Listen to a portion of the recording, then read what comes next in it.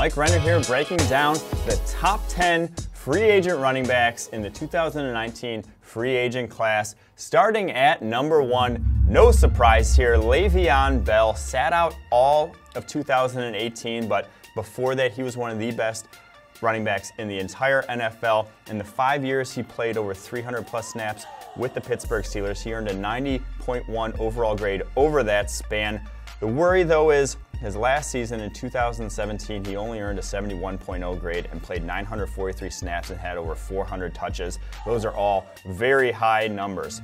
On to number 2, we have Mark Ingram of the New Orleans Saints. Mark Ingram will turn 30 by the end of 2019, but he's coming off a career-high 81.1 overall grade. This past season, he averaged 3.1 yards after contact. If you're looking for a tough, between the tackles, grounded out type of running back, this is your guy.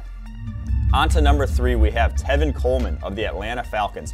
Only going to be 26 this offseason, Coleman brings some youth and versatility to your offense. In 2016, he had an 85.9 receiving grade. That was one of the highest of any running backs that season. He hasn't necessarily been able to replicate that since, but the receiving skills still are there.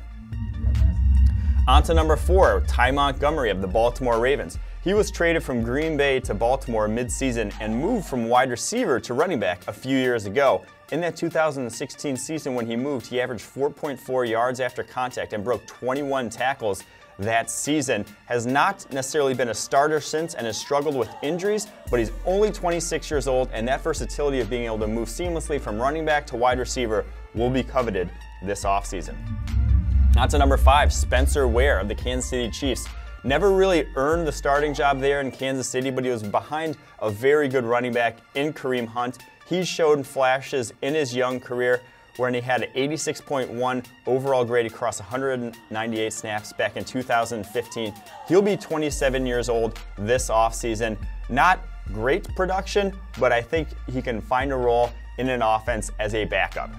On to number 6, where Ajayi would have been higher, but he keeps sustaining injuries. This year it was an ACL, has had chronic knee problems in the past as well. You'll have to get an injury clearance on him, but as a pure runner, few run harder than him. Only 25 years old. If you can get him healthy, as we saw from him back in 2015 and 2016 when he earned an 80.3 overall grade back in 2016 and had a couple 200-yard games, you're getting one of the most powerful runners in the NFL, but the health issue is a major, major concern here. On to number 7, where it's the ageless Adrian Peterson, who we thought was all but done. Many others did as well, but came back this past season to earn a 76.8 overall grade, had a career revival in Washington there. Still does not add much as a receiver, and at 33 years old, we're not sure how much he has left in the tank. On to number 8, it's Marshawn Lynch, who, another ageless running back, 32 years old this past season and went down with an injury that placed him on IR in week 6, but still, in those first 6 weeks of the season, he forced 24 missed tackles and averaged 3.5 yards after contact per attempt. He still has some juice left in the tank.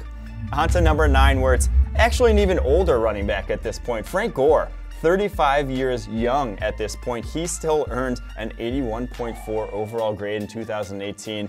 The vision, it never goes away. He still has a capability to be a backup running back in the NFL if he chooses to play next season. And on to number 10, it's TJ Yeldon, the former second-round pick, never really caught traction as the starting running back in Jacksonville, has not earned a grade above 70 since his rookie year, but teams still might covet the 25-year-old for what he can do catching passes out of the backfield. There you have it. There is your top 10 running backs list. Make sure to go to the YouTube channel and check out all our other positional rankings and our top 50 free agent list.